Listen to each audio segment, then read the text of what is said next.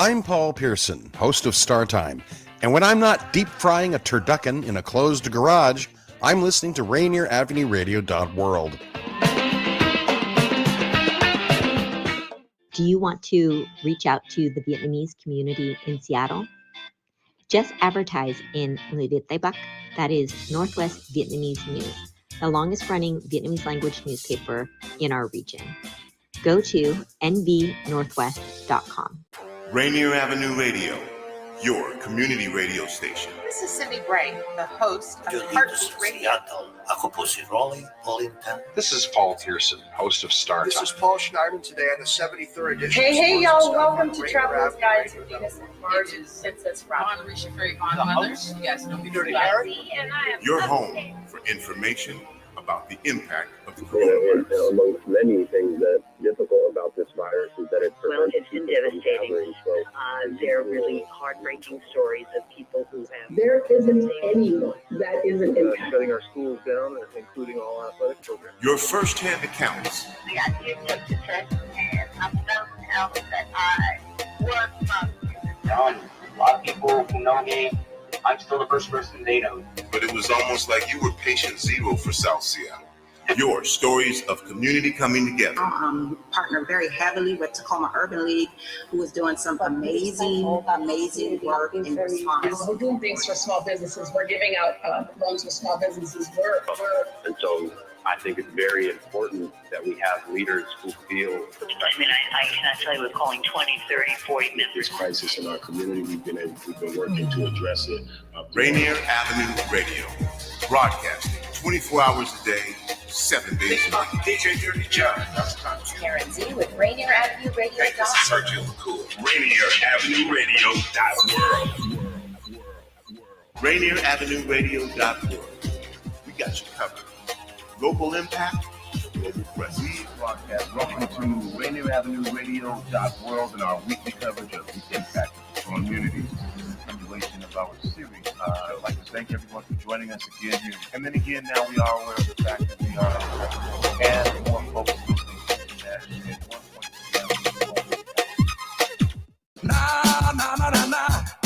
This is Paul Pearson, host of Star Time. And when I'm not using my GPS to navigate the land of 1,000 dances, I'm listening to Rainier Avenue Radio.world.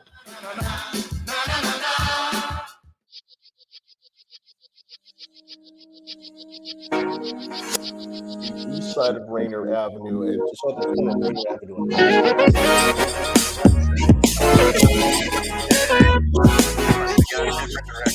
It's a little circuitous to get to, a little funky to get to, but you have Cafe Umbria and Bella right on the corner, and then we're right next. We're kind of tucked right in next to them.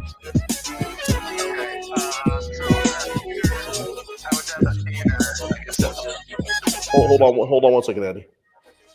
Good afternoon. This is Juan Cotto, Rainier Avenue Radio. Andy Barnes is going to be stepping in for Mick Hoffman today, Andy of the Washington Interscholastic Activities Association. And he's trying to get himself to the Columbia City Theater, so if you give me a couple of seconds, we'll get him loaded up over here.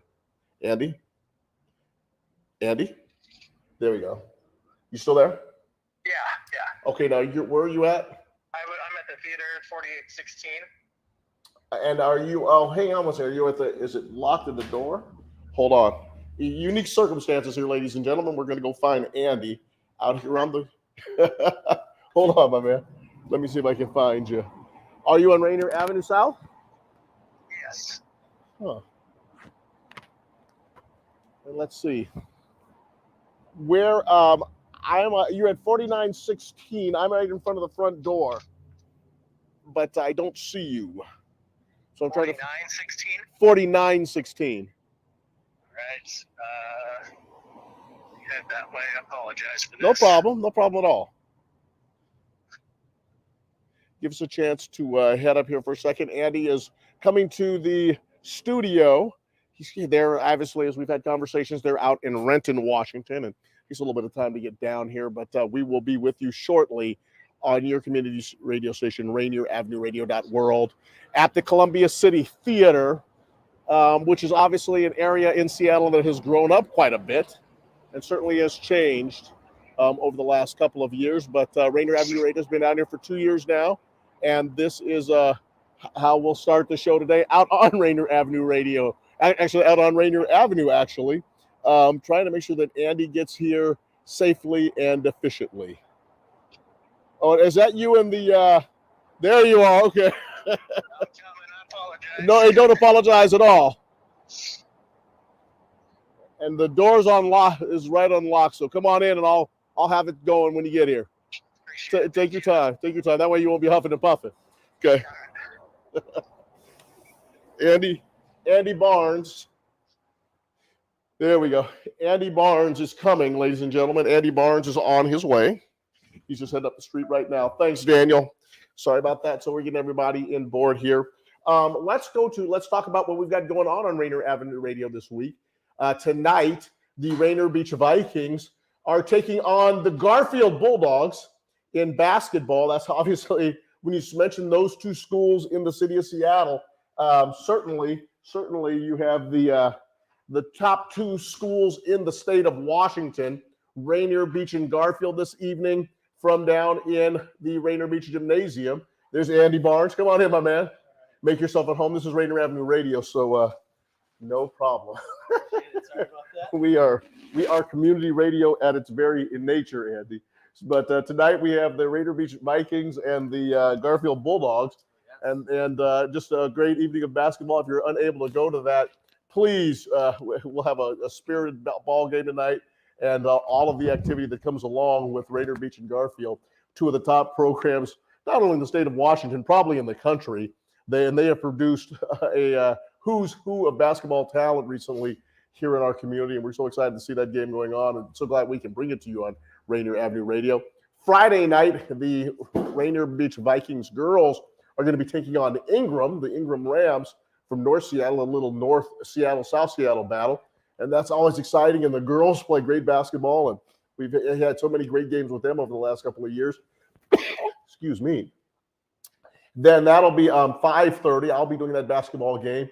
And then the Rainier Beach Vikings are going to be taking on Eastside Catholic, the boys, in another big metro tilt. And obviously, anytime you get the Rainier Beach Vikings and the Eastside Catholic Crusaders in any sport, usually it's football that gets all the headlines. But these are two top-flight basketball programs. And I know that'll be an exciting evening of basketball on Rainier Avenue Radio. Andy Barnes, it is a pleasure to see you, my man. Yes, sir. Good to see you. Thanks for having me. How are you? I'm doing great. Good.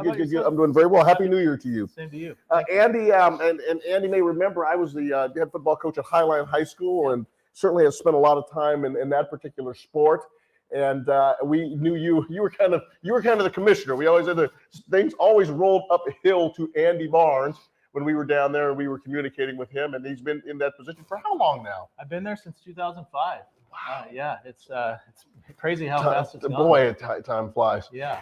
Tell us a little bit, Andy. Let's work through the conversation. Let's go back, and we certainly on WIAA Primetime, we certainly have conversations with Mick Hoffman, who is the executive director of the WIAA. When you got there in 2005, Mike Colbreeze was a longtime executive director, who's been such a great friend for sports in our community through the high school levels, and certainly has so many different things going on, and was commissioner for so long. But then Mike transitioned, and you've been there now 17 years. Yes. Tell us about this. First, how did you get there? You know, it was I've been involved in high school sports growing up. My dad was a teacher. He was a coach. So I grew up in the gym, grew up around sports. Your dad coached basketball? He coached basketball, track, football, golf, which is kind of my background. Golf is my history. And so I went off to college after high school, and I didn't really know what I wanted to do. And I found my way over at WSU in their sport management program. Sure. And it was a really great program. And I had the opportunity to come to the WIA. My dad actually interned with his student teaching with Jim Meyerhoff, who was at the office at the time. So I got connected there, and I was able to do an internship. And thankfully, a position opened up in February of 2005, and I've been there ever since. So it's been a great opportunity. So tell us, so did you play golf for the Cougars? I was a walk-on at WSU. Yes, I played there. Played for 1 year. I had a great time over there. So it was a great opportunity. That's where I really learned how to become a really good golfer, watching the guys who were on scholarship. But it was a great opportunity, and I appreciate that, everything that WSU gave me. So it was awesome. Tell us about having a coach in the house. I assume your dad was one of your major influences growing up, obviously. Yes. But as a coach in athletics, it obviously developed a passion for it. Yeah, just growing up, always being in the gym, watching him coach other kids, being in the backyard and learning what he taught the other kids, and then just coming home after practice or after a game and just getting his insights of, him seeing it as a father and also we are on seeing the it as air. a coach. Yeah. Yeah. So, Tony B is dropping into the bar. Tony, this is Rainier Avenue Radio. I mean, Hey, come Tony. on. You want to come on in and say hi to Andy Barnes real quick? Good to see you, man. It's good to see you, Tony. Andy, I don't know if you heard about our reputation at Rainier Avenue Radio. We are hometown community radio to its fullest. So I love it. It's people great. drop in, and Tony B even drops in every once in a while to say hello. That's awesome. Good to see him down here. You were talking about your father. What and now also, were you a multi-sport athlete? Did you Yes. obviously played basketball and some other sports? I pretty much played every sport that I could possibly play in the backyards. In high school, I played golf and tennis, golf and basketball. I played baseball prior to that, but really loved every sport that I could possibly play. And I think that's part of the reason why I was successful and able to move on and be a good teammate and everything. So, but golf and basketball were my two sports. I was a little bit better. I played basketball in high school, but I didn't have the opportunity to play beyond that, which was okay. But I played community college golf, and then, like I said, I was able to walk on at WSU for 1 year. The ability to play multiple sports is something that we've talked about with Mick and BJ when she came in. Is it still important? Absolutely. I think that there are so many characteristics from sport to sport that carry over. Whether you're playing golf, whether you're playing baseball, basketball, hand-eye coordination, the things that you learn from one sport that you can take over. I just think it's absolutely vital. Getting to understand the sport and how it's played and participating with different athletes. I just think nothing against anybody who wants to play a single sport and that's their love. But for me, I thought it was very helpful to play multiple sports, to see the game from different angles, to understand how the different games are played, to take something from basketball, transition it over to baseball. I just think it was extremely valuable. And I think that anybody that plays multiple sports, I think will be able to take those characteristics. What's some of your biggest memories? Maybe a game or maybe an approach on the 18th hole. What are some of your biggest memories when you were playing? Just the ups and downs of the game, being with my friends, understanding the stress levels of the sport. Being able to hit a shot in golf on the 18th fairway to win a golf tournament and the pressure that you're under, and just knowing that ultimately when you're out there, it's to have fun and to compete. Just had a great time doing that. And obviously I got to play with my friends growing up. I got to compete against them. So some of my fondest memories was going into my rival gym and competing against them. Didn't always come out on the winning end, but that was special times for me. The sport of golf, sometimes we come off scripted, and just between just you and me, I'm known by my fellow friends. I'm more than a duffer. I'm an avid golfer, and I will be up in Jefferson Park this week, and I try to hit 30 balls a night and just work on my swing. And I've played golf for years. I have my kids actively involved in golf. My son, although he's an athlete in high school now, but he's not pursuing golf, but he comes up with me and he loves it. My daughter, I think it's such an important game because it's a lifelong sport. Yes. And obviously down here in the Southeast Seattle community, certainly, and we have I think one of the great facilities in the country in Jefferson Park. And after it's been redone and everything, but I did the golf programs at some of our inner city schools. How can we introduce more kids to golf?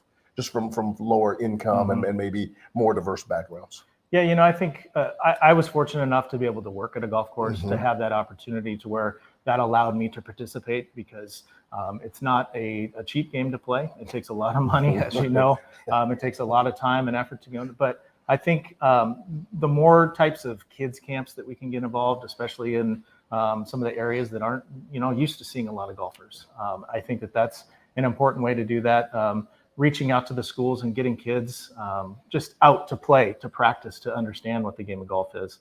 I think that's huge. And that's with any sport. I mean, that goes along with that. But any community programs, I think that if there's opportunities there to get kids involved in the sport, like you said, it's a lifelong sport. So hopefully they can do that. You grew up in the golfing era of Tiger Woods. Yes, sir. It had to be one of your favorites, and certainly the incredible career he's had and the impact that he had on golf. And it seemed like during that time from the early 2000s, and when he got hot and had his the Tiger Slam, and then obviously the exploits he had for the next 7 years, it seemed like he made golf really cool. I think that you just said it right there. He made golf cool. Something when I was always playing golf, I always wanted to play other sports because I didn't want to just be a golfer. And I wanted to be able to tell kids and to tell my friends about, hey, you should play golf too, and do that. And it was huge when Tiger was there because they saw somebody who didn't normally look like a regular golfer. And he took the game to a whole new level and made it to what it is today. It's incredible because I don't think, other than maybe some Jack Nicklaus, you never saw that type of golfer to really transcend the game and bring it to what it is today. And I think that because of him, it increased opportunities. Obviously, I had already started at that time, but I think that it just expanded the game to a lot of different areas that it hadn't been at that time. So much fun. We are with Andy Barnes. He is, and give me your title again, please. I'm one of the assistant executive directors at the WIAA. He is an assistant executive director at the WIAA. We had BJ here a couple of months ago. She was awesome. And Andy, and from my own personal experience coaching football here at Highland High School and at Franklin High School, we know that Andy is an awesome ambassador for the game of football and for the WIAA. He's an awesome ambassador for the WIAA on your community radio station, Rainier Avenue Radio.world. Andy, tell us about your role at the WIAA. Obviously, we have Mick, who's the executive director, and tell us how your role fits into that. Yeah, so as mentioned, I'm one of the 4 assistant directors at the office. BJ, myself, Justin Kesterson, and Cindy Adsett, who's been at the association for over 30 plus years now. So we've helped facilitate each one of the state championships that the WIAA supports. The sports that I oversee are basketball, golf, tennis, swimming and diving, and football.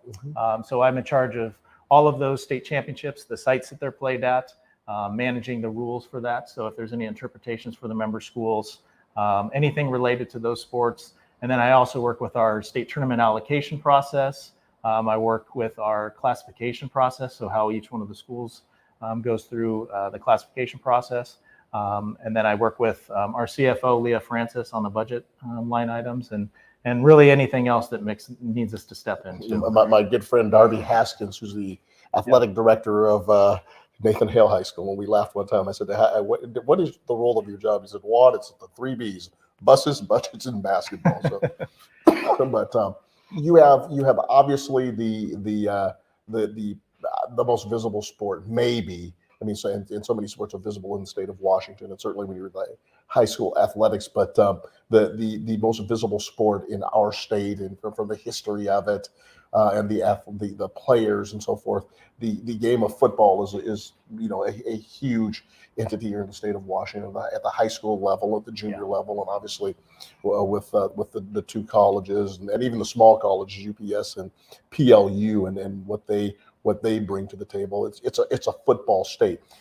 In your position, how do you balance that? How do you balance the fact that, especially at the high school level, and I know a lot of the coaches and the athletic directors, and obviously our first priority should make sure that the kids have a good opportunity to develop and so forth. But tell us the challenges that come along with putting football together in the state of Washington. Yeah, I don't have a ton of experience, I'll be honest, with football.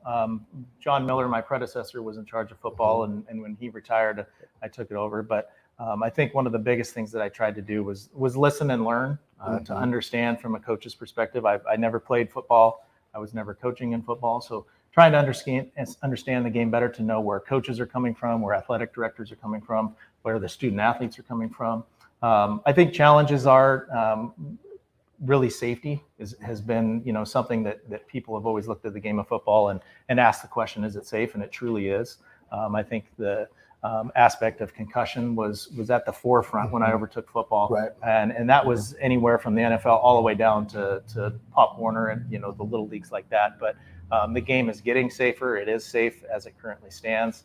So I think that was the biggest challenge is to let people know and to educate people that the game is safe, that we're working on rules to make the game safer as the equipment increases, as players get faster and stronger. But ultimately it was listen to the membership, listen to coaches and administrators to find out what we need to do to help improve the game.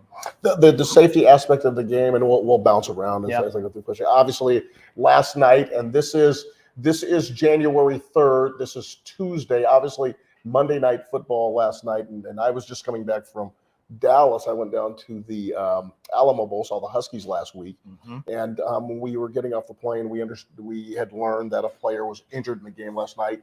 For the first time that I can ever remember, a game was stopped in the middle of the game because of that injury, and it was obviously I had an opportunity to see the injury, and we understand now that the safety for the Buffalo Bills ended up having a cardiac arrest on the field, and the coaches, both of them met Zach Taylor of the Cincinnati Bengals, and the other coach there he is. And thank you very much for showing Hamlin's picture for us, who right now is actually in critical condition at the hospital. He has been undergoing the treatment for the cardiac arrest.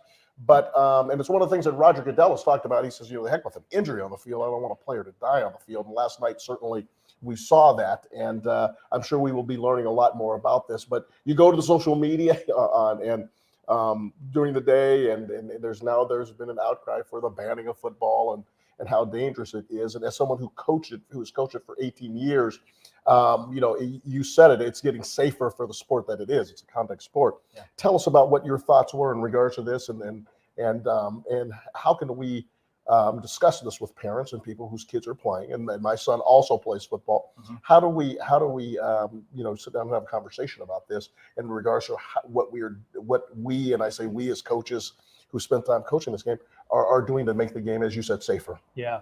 That was a tragic incident. I didn't see it live, and like you, I saw the reports and saw the replay of it, and just was devastated to see something like that, and to really see what the other athletes on the field were going through, and you could really tell the gravity of the situation, and everything like that. And I'm thankful that they had medical personnel on the field right there to assist and to get him to the hospital.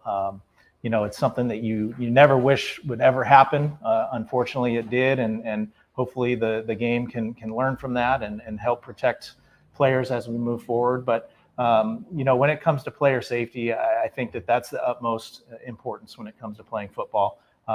Proper equipment, making sure that we have our coaches trained in the proper tackling techniques. Obviously, that one was a extremely hard hit, and I think it was the proper tackling techniques. But you can't plan for everything. In that case, it was a 1 in a million shot. But making sure our coaches understand the proper tactical techniques, they're training their athletes properly, that we have trainers on site for every one of our games, that they understand that things can happen. They have to keep their eye out. As I mentioned earlier, concussions was a huge piece of player safety. And I think that sudden cardiac is obviously something that we train all of our coaches in. They're required to take that training. And I know that is huge, because you just never know when something's going to happen. So the more that we can learn from every situation, the better we'll get. And obviously the NFL has probably the most amount of resources available. So we'll try to do everything we can to make sure our member schools have that training, because we would never want to see any athlete go down like that. And obviously it's such a completely different situation, but it does happen in the game. I remember my very first game that I coached against Lindbergh High School, and there was a young player who was playing on the defensive line, and I believe, and we looked at this so many times as coaches, and I'm sure that Dominic Yarrington and Pat Jones and those guys, Pat O'Grady over there at Lindbergh must have looked at that play. It seemed, just like last night, it was a hard collision, but I've seen harder on the football field. The young man that in the game at Lindbergh, it was a typical blocking situation, and the kid, and this is where we learned about the second impact collisions and different things in the concussion protocols. But he may have had a situation where his brain started to swell, and he collapsed on the field, and we had the ambulance come in, and the fear from the coaches and the players and everyone in the stands and all the anxiety. But the young man was taken down to Harborview Hospital, and he spent some time there, and obviously received the proper treatment, like you said, and he was able to come through. But the conversation exists, making sure that the trainers and the coaches, and as you were coming in at that initial time with concussions, and I'm sure that it still does, there's a lot of training, a lot of know-how that we've learned over the last 15 years, certainly about second impact and the different things that go into concussion protocol. Can you give us some of the updates in terms of, and you also mentioned as well, we had CPR training as coaches. We had to have our CPR cards, and we were like, why would we ever use these? But in a situation like this, if this ever happens in high school football, at least the coaches understand that they have the skills and the ability to do something while the treatment arrives.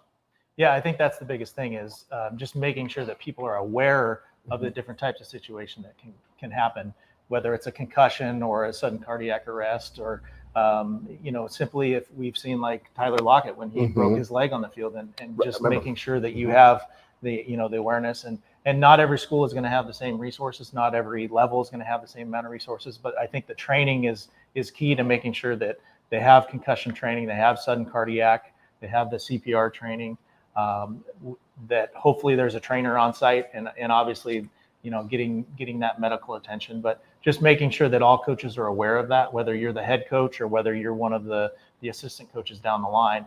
I think heat and hydration is another one that happens at the beginning of our seasons. We don't have to deal with it with like a lot of states do, but we've been dealing with some pretty hot summers, and right at the beginning of football, we have to make sure that kids are dealing with that, especially as they go through the summer football. But we're learning everything we can from a state association, and we want to pass that on to our membership. And I know it's hard as a coach that you got to keep doing all these trainings, but as I said before, the health and safety of our athletes is what's most important to us. That's critical. This is Andy Barnes. He is an assistant director of the Washington Interscholastic Activities Association. I'm Juan Cotto, and I am the voice of baseball, and a voice that probably a lot of people kind of like cringe when it. I'm just kidding myself. Come on, it's always good to be here on your community radio station, our community radio station, Rainier Avenue Radio.world, where we discuss so many different stories. And if you like politics, we have politics. If you like talk, we have a lot of talk. And most importantly, if you like music, we have so much music goes on. And we also tell the story of our kids and in our community. And one of the major areas that happens is in sports. And we certainly do a lot of sports on Rainier Avenue Radio, and excited to do so. And hopefully these conversations with Mick Hoffman and with Andy Barnes will give you a better idea of what we're doing, not only to provide a safe environment, both physically, but also emotionally and academically, because that's ultimately what sports is designed to do. If you love basketball, we have a couple of big nights coming up for you tonight. The Rainier Beach Vikings are taking on the Garfield Bulldogs. Need I say more? I mean, those are, once again, two of the top teams, not only in the state of Washington perennially, but also in the country. So we have Coach Mike Buffet and Coach Brandon Roy, who I think everyone's familiar with. And certainly, as we talk injuries, an injury that was cut short at the NBA level, one of the great players when he had it going on. But nevertheless, he's come back to his community, and he's gone back to his alma mater and has become an outstanding coach in the state of Washington. And these are two teams that will certainly put on a very, very exciting show. And we know the community will be interested in this. That's going to be tonight at 7:30. And we have the Rainier Beach Vikings and the Garfield Bulldogs. The number 2 ranked, I believe, Garfield Bulldogs. And I believe it looks like it's number 15 ranked Garfield Bulldogs. Maybe just two of the great programs. And it certainly will be a great game tonight. Then on Friday night, we have a little double header for you. We have the girls basketball game, the Rainier Beach Vikings versus the Ingram Rams. Always an exciting contest, and certainly the Vikings and the Rams will continue to put on a competitive show that night and encourage. And a lot of folks, I'm sure, will jump on for that. And then the Rainier Beach boys basketball team will be taking on the Eastside Catholic Crusaders. And once again, do I have to say anything for these two programs? Eastside Catholic, certainly over the last couple of years has become one of the more dominant programs in 3A basketball in the state of Washington, and Rainier Beach should be a tremendous contest. Great styles, great athletes, and we look forward to these contests and bring them to you on Rainier Avenue Radio.world. Andy, okay, we are gonna come to a break, but when we come back, we'll talk about the other sports that Mr. Barnes covers and how he pulls all of that together and his commitment to that on your community radio station, Rainier Avenue Radio.world. Don't go away. We'll be right back. This is Paul Pearson, host of Star Time. And when I'm not stopping a Mercer Island street brawl, I'm listening to Rainier Avenue Radio.world.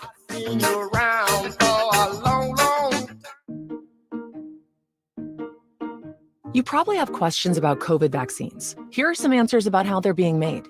How are COVID vaccines being produced faster? Usually, vaccine testing and production are separate steps. But because of the pandemic, vaccines are being developed on parallel tracks. So both steps are happening just at the same time. How are the vaccines being tested? Right now, several different COVID vaccines are in testing. Each go through multiple clinical trials with up to thousands of volunteers. How do vaccines get approved? Not all COVID vaccine versions will make it to the final stages of testing and approval. Produced vaccines that do not pass clinical trials will be destroyed. But for those that do pass, a team of medical experts will examine test results and possible side effects. If the vaccine is effective and safe, it gets approved and gets to you. Go to covidvaccinewa.org to learn more. A message from the state of Washington. Tune in to Real Estate and Money every Tuesday afternoon from 2:30 to 3 here on Rainier Avenue Radio.world. Join your hosts Violetta Strash with John L. Scott Kent North and Tina Lombard with Guaranteed Rate Affinity. They'll help you navigate the waters of our volatile real estate market and offer you some guidance on how to make your hard-earned money work to make your dreams come true. Learn about current trends, get tips on financial matters, and have fun, interactive discussions about your home inside and out. That's Real Estate and Money. This is Mondo Bancaro from Mondo's World. We will be discussing some interesting subjects. Sometimes I might even have some guests. So please listen to my show on Rainier Avenue Radio. Hello, my name is Pastor Derek Lane, and I live and pastor here in the Othello community. I'm vaccinated because I know how illness can hurt the community. As a grandfather, I am boosted to help protect my 3.5-year-old granddaughter who can't be. I don't want to see members of my community die needlessly. And as a pastor, I've had funerals for those who caught COVID, but none from taking the vaccine. If you have questions, need resources, or want to make an appointment, visit kingcounty.gov/vaccine. Rainier Avenue Radio, your community radio station will provide you with more information. Rainier Avenue Radio.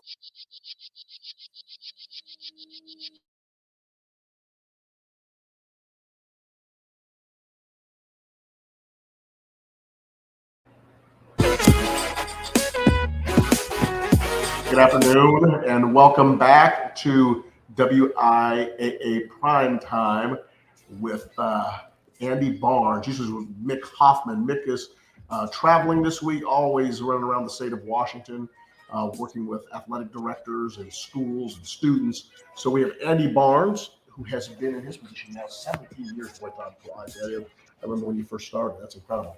And impacting kids in his position as an assistant director at the Washington Interscholastic Activities Association. And this program is on every Tuesday, where we discuss the issues going on in high school athletics, youth athletics, and we discuss all of those different areas that hopefully you find it fascinating, hopefully you find it stimulating, and sometimes hopefully you learn a little bit something that you didn't learn about high school athletics. And a couple of my friends in particular, they've said, geez, I didn't realize that's how scheduling was done, or that's how the tournaments are set up. And speaking of which, you have basketball, you oversee football, and what were the other sports that you mentioned?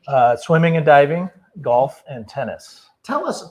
Let's go into golf, tennis, obviously golf. Yeah, of course. Man's a pretty decent golfer. Obviously, golf, tennis, and swimming. Okay, some of the sports that don't receive all of them. First of all, how do we put on tournaments for those sports? Yeah, so we're very fortunate in the state of Washington to have some unbelievable facilities, and I'll, we've got some great golf courses around. Each one of the areas along around the state puts in bids to host state tournaments, and then we look for somebody in that area that's connected with our schools to help manage that tournament that has an understanding of golf. But each one of the classifications has a qualification for that. For golf specifically, we have a team competition and an individual within one tournament for the 3As and the 4As. And then our smaller classifications, it's all an individual tournament, much like you'd see in a college or a professional golf tournament. We've implemented the team golf about 4 years ago, and it's been really cool to see that grow and watch it, how it evolves. It's very similar to what happens in college golf game. Mm-hmm. So seeing how teams are competing that way, it's been really cool to see. And so this year we'll have 4 courses in the South Sound Olympia area, and then 4 courses over in Spokane. And we've utilized courses all around the state because we have some great spots. So it's really cool, and it's obviously one of my favorite events to help put on. Tell us about the swimming. Swimming. And when does swimming occur? Because golf has 2 separate seasons, right? Golf has a qualifying season in the fall, then it has its championships in the spring, right? Yeah, the true season for golf is in the spring, but we do have the alternate season where schools can participate in the fall. Obviously, there's not enough courses to go around, and the weather is better. So we have schools that utilize the alternate season in the fall, and then the state championships are in the spring, and with all of the other state championships in May. So it's kind of almost a year-round deal. The schools will take about 3-4 months off, and then kick back off here in a couple months for the spring season. Awesome. Yeah. So tell us about putting. And when is the swimming tournament? So girls swim is in the fall. So their state championships culminated in middle of November, and then boys state championships. The season is going on right now, and their state championships are at the middle to end of February. Why are boys and girls swimming separate seasons? Yeah, that's a good question. Just the availability of pool space and the membership. Obviously, everything that the membership decides is they've decided that the boys and girls split season is the best for opportunities to go along with the other sports that are offered for girls and for boys to give the most amount of opportunity for each one of them. That's awesome. Yeah. This is Andy Barnes. He is the assistant director. We'll call him assistant athletic director. And in ways he is, but he's the assistant director at the Washington Interscholastic Activities Association. And I'm Juan Cotto, host on Rainier Avenue on a variety of different projects and the voice of baseball. And occasionally I do a basketball game, which you will hear me this week because we have basketball going on Rainier Avenue Radio.world. Tonight at Rainier Beach, we have the Rainier Beach Vikings and the Garfield Bulldogs. Once again, 2 of the top programs in the country. 7:30 tonight. You don't want to miss this. Will be a great ball game. Mike Buffet's Troops versus Brandon Roy's Troops. Always exciting when these 2 teams get together. And then Friday night, I will be calling the Ingram Rams girls versus the Rainier Beach Lady Vikings.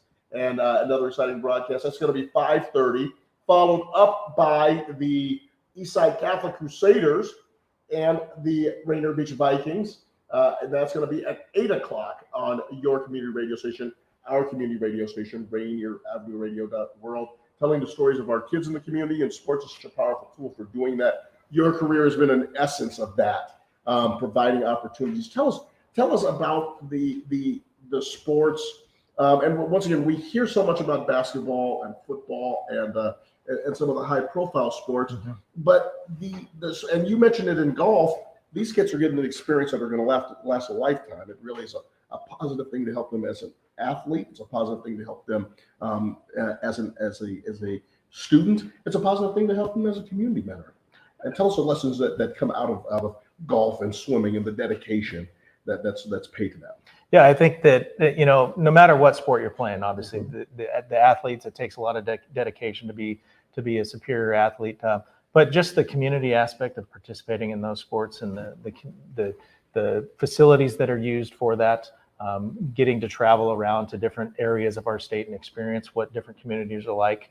As you mentioned, it's a lifelong sport. You just think of tennis, golf, and swimming right there. You can participate those, whether it's in school or outside of school. staying healthy, which I think is absolutely important as you get beyond your school years, as we're getting up there. Yeah. But speak for yourself.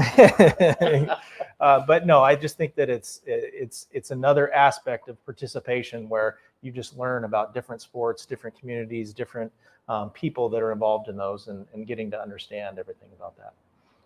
The students that participate in swimming, and once again, such a difficult sport. How do you in the WIAA? How do we promote the efforts that these kids are doing? I mean, obviously you see something occasionally in the paper, but is there a way that, and especially I know that the cities that host the tournaments, they do a tremendous job when the tournaments are going on to promote this. Yeah. How do we raise the visibility of some of those students who are putting in so much work and accomplish so much in their seasons? Yeah, I think one of the biggest areas that we're improving upon is through the NFHS network, where we're able to install cameras into many of the high school facilities and the community facilities that swimming is a part of. We're trying to enhance our state championships, and obviously that's the highest level that we can have, but anything we can do in our local schools to show our swim meets, to promote them, to give recognition to the athletes through our Athlete of the Week program as they compete in that, making sure that we have representation from all our sports, because we have great athletes no matter what it is, whether it's basketball, baseball, or track and field or gymnastics athletes. So we want to highlight that. We have had a number of Olympic athletes, especially swimmers, that have come out of this state. And I think just getting them involved in our state championships and getting people excited about swimming and diving is really important. And we try to do that with all of our sports, but when you have Olympic athletes that are coming back to our state championships and even into their local swim meets, I think that's huge to get kids involved in swimming and diving. Seems to me that, and we can touch on this in a microcosm, just in regards to finding coaches, for example. Yeah. How do it seems like the ones who, especially in those particular sports, we talk about golf and swimming.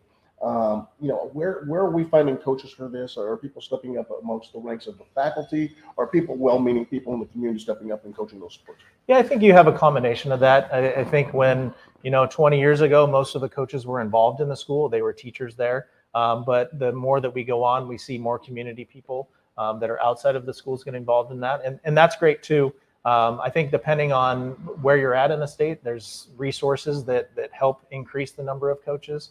But making sure that if they are outside of the school system, is getting them to understand what participation is all about.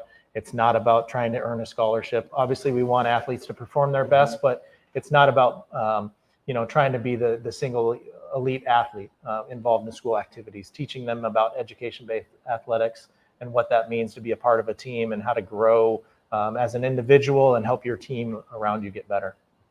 Tell us a little bit about, and we touched on it with football and with basketball. I know Mick and I have had these conversations in regards to the eligibility requirements. And sometimes we hear, we hear stories, and they'll crop up in the media that a kid is playing in the wrong district, or maybe they moved to a certain location and did some things to get to a particular program. And to me, that's happening far less frequently than it used to. Yeah. That's what it seems like. Yeah. And certainly, as a coach, I was sensitive to it, but I didn't hear that. But we know sometimes that exists. Tell us about some of the eligibility requirements in terms of the academics, and also where a student has to live to participate in a particular location.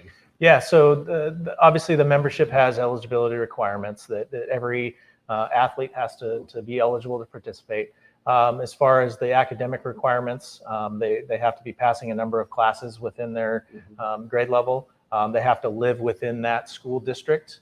If they are a transfer into that school district, they can participate. They just might not have varsity eligibility status. And I think that's the most important thing for people to realize, is that we're not trying to say you can't participate. You just might not be able to participate at the varsity level. And obviously we know there's a lot of movement of families, and whether it's a job related or if they just choose to move, we want to make sure that our rules are written so that every athlete has a fair chance, and that those are the rules that the membership wants. And I think that's the biggest thing, is making people understand that the membership the schools themselves are the ones that write the rules, not the WIAA office. And so when there are changes, that's coming directly from the memberships, it's directly from what they're seeing out there. And we're always trying to improve that. And like you said, I think our eligibility process is better now than it was and it ever has been. And we're continuing to improve upon that so that every kid has a fair chance. He is Andy Barnes, and he is an assistant director at the Washington Interscholastic Activities Association. I am Juan Cotto. I am a radio personality here on your community radio station, our community radio station, Rainier Avenue Radio.world, and we're just talking about issues in athletics at the high school level, sometimes going down to the youth level, and also sometimes, as we saw last night, intersecting with the professional level, because we want to keep everybody as safe as possible, and we are praying for that young man in Buffalo. And this is your community radio station. The show is called WIAA Primetime, and let me restate that, on your community radio station, Rainier Avenue Radio.world, where we share things that are going on in the community. If you like talk, we have talk. If you have politics, oh boy, do we have politics. And another big political cycle coming up here in the city of Seattle this year, and I'm sure there will be some politicking going on Rainier Avenue Radio.world as we move closer and hear issues going on throughout the year. And then, of course, we tell the story of our kids. And a lot of those times you see us broadcasting games in the community from our high schools and our state championships and all the different events that go on that Andy oversees. Andy, let me ask you this question in regards to academics, because that's such an important part of what sports is designed to do, the whole mind, body, and physical, and connecting that in the spirit of athletics. And sometimes we overlook the academic side of it, which is a critical thing. Tell us about how the WIAA works with the districts to ensure that these kids are getting not only the physical development they need and the athletic experience they need, but they're getting it done in the classroom as well. Yeah, I think the biggest thing is making sure that the kids are students first and then athletes second. And I think the member schools and the districts and the leagues have tried to keep focus on that, whether it comes to how they're scheduling their events and the impact that it has on student athletes, the out of class time that has.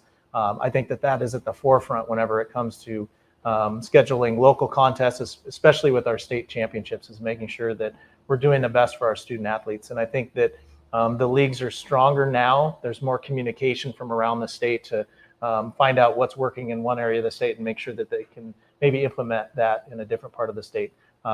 Ultimately, it's up to each one of the school districts to determine their academic standards. But I think that the more that we can highlight what kids are doing in the classroom, we have our team of the month, we have our individual athletes, our scholastic awards that we're recognizing. I think it's just one more layer that we're showing that, how important it is to be in the classroom and being present. There's always conversation, and I will give the people out there know this. I will give my disclaimer. I'm an O'Day High School graduate. I did 12 years of Catholic school. And O'Day at times is perceived as a quote-unquote athletic factory. And certainly if you get 440 boys in one place, sports is a big deal. But we do have our share of scholars as well. So my son is also at O'Day right now. And then there are friends and people that I've coached with, because I've coached in public schools and was a head coach at 2 public schools, which I'm proud of. And there's a lot of people who feel that the private schools shouldn't be playing against the public schools. And in the state of Washington, I'm glad that we are not like the state of New York and some of the eastern schools where eastern states where the private schools and the public schools are separate. I'm glad in the state of Washington that we're all together, and for better for worse. And we see a fair share of everything. We see a fair share of teams on the public school side who win. Yeah. We see a fair share of private schools that win. We see great competition. We see great tournaments. Sometimes we go through a run where there's a lot more of the private schools winning. Sometimes we go through a run where there's a lot of more wealthy public schools that win.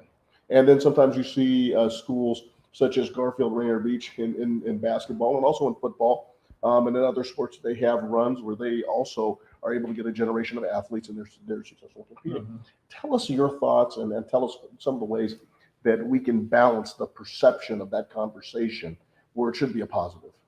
Yeah, there isn't a perfect system out there that everybody's going to agree upon, whether it's the the private and public together or separated, like you said. Our state believes that our private schools should be competing alongside our public schools, and I believe that too. I think that we, like you said, we've seen runs of certain schools, but I think it's both public and private, and depending on the sport, some are stronger than others, and I think that with our standards that we've set academically, with the eligibility standards that we have, I think that it's a fair and equitable system as it can be. And I think that it's a positive to have both private and public schools competing against each other. And obviously there's folks out there that think you shouldn't be participating together, but I think that we have the best system we can. We're always looking to evaluate that to see if there are ways to make it even better than it already is. But I think it's positive to have that. I think it's positive to have private institutions in our state. I think that that's beneficial for those athletes and for kids to go to public school as well. So I think it's been a positive. I think it's always a healthy conversation to have, and our membership has always looked at that, and I think we're in a good spot. You have the two sports that certainly, and I guess girls fast pitch softball also has this dilemma of the quote unquote the select athletes, and you have these kids who are training year round in a particular sport, usually basketball and baseball / softball. Although there's been just an explosion of 7-on-7 that exists now, and trying to how in your mind, how do you balance off the students who are participating in those sports and making it a valuable experience? I mean, certainly we don't want the WIAA and our high school leagues to become select programs, but at the same time, you're going to get athletes who are participating in both of those sports, and they're going to be dominating the play at the high school level. Tell us how you guys balance that off, and in ways that you have worked with the select programs to make it an environment where as many students can compete as they can and feel good about competing for their school team, as well as the exercise of competing with their select program.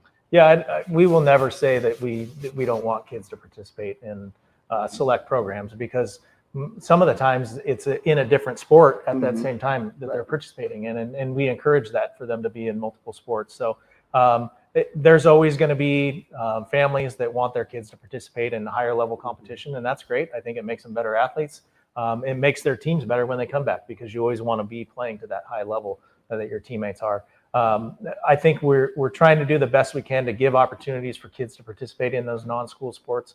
At the same time, when you commit to that school team, that's what you're committed to. And I think that's important as well, as to making sure that you've committed to sign up and play for that team, to be with your teammates, and to be committed to that team and not drop off and play the club sport. But if you can do that at the same time and it makes sense through the membership, I think that's great too. I participated in AAU basketball and I played for my school team at the same time, but I knew that once I committed to that school team that I needed to make all the best to make every practice and be committed to that team.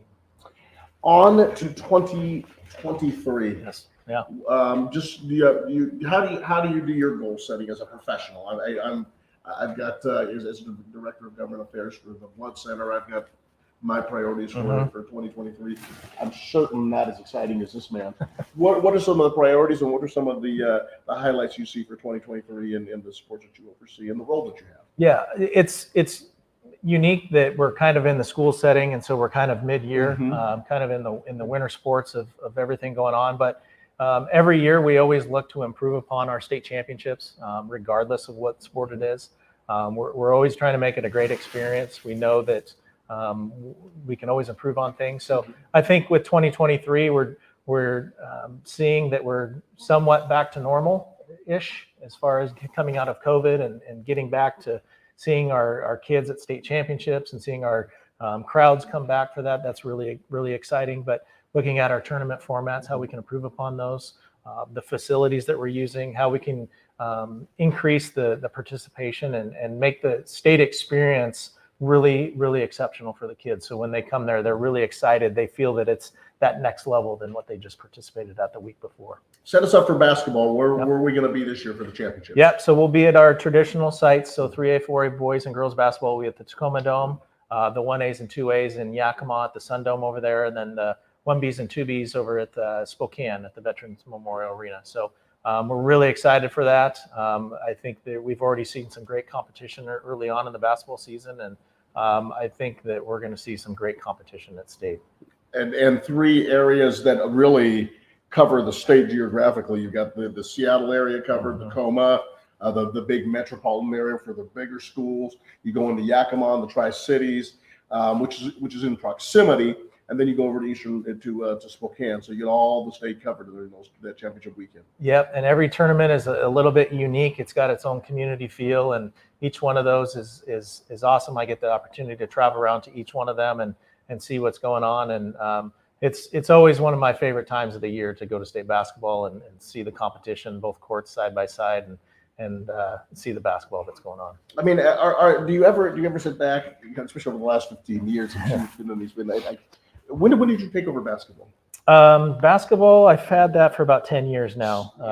Just think about it in the last decade, or even the last 2 decades. Let me just in here. You go over the last 2 decades. That's the beautiful part about community radio, ladies and gentlemen. I'm always fiddling with some piece of equipment.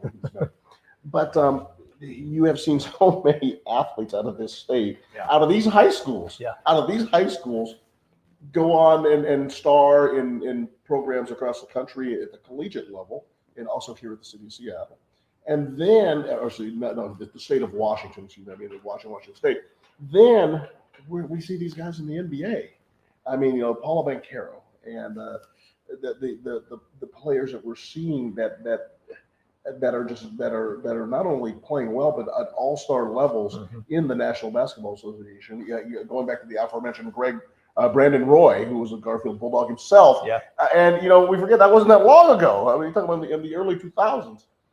This state has produced some tremendous talent that has participated in some of these tournaments.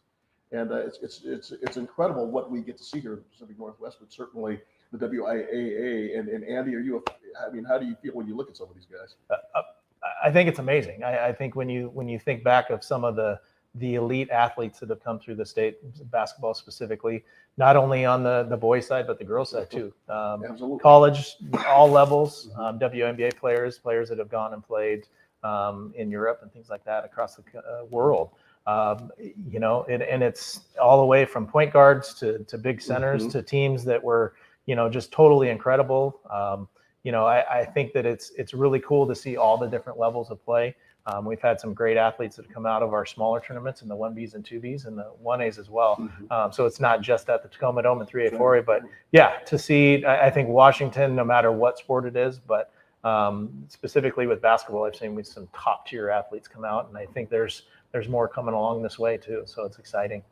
Where will we see golf this year? Where's the golf tournament going to be? Yep. So golf, we will have our 4As and 2As over in Spokane. So we'll have 4 courses over there. And then our 3As, 1As, and 1Bs and 2Bs in the Olympia, South Sound, Lacey area. And for those that have never seen it, for those that have never watched it, golf tournaments are amazing. I mean, especially really with the sport, just to see the kids, and like you say, and I think that's the beautiful part about golf itself, is that so much of it's played between the space between your 2 ears, and seeing kids work, girls and boys, to control themselves, control their emotions, with the pressure that is leading a golf tournament, and not a golf tournament that you're going to win millions of dollars and exemptions on PGA tours, but one that puts you at the top of your peers. The excitement of that is just phenomenal. It is. It's my background, so I kind of understand the game just a little bit more, and seeing and knowing what those athletes are going through, I think it's really cool. And it's not just the top tier athletes; it's the kids that are just learning the game and have qualified for the state tournament and getting to understand what it's like to compete on the highest level, at least at the high school level. And we try to have the best experience for them. And it's really exciting. We always hope for good weather. Obviously, in the spring, you never know what you're going to get, but that's part of the game. That's what you play that, and so golf it's really cool, and we hope that the athletes are going to have a great time this spring. Andy, if you can take a couple of minutes, sum up. Oh, this is it. That was it. Okay. It is a pleasure to have you here. thank you so much for being here today and with us on Rainier Avenue Radio.world. You're welcome again. Hopefully I didn't scare you too bad. No, I appreciate that. Thank you for having me. It's been awesome. Yeah, and hopefully we will do it again. And once again, tell Mick and BJ we said hello and thank them, and I'm sure we'll see Mick next week. Juan Cotto and Andy Barnes, Assistant Director at the Washington Interscholastic Activities Association, on your community radio station, signing off on WIAA Primetime. See you next week.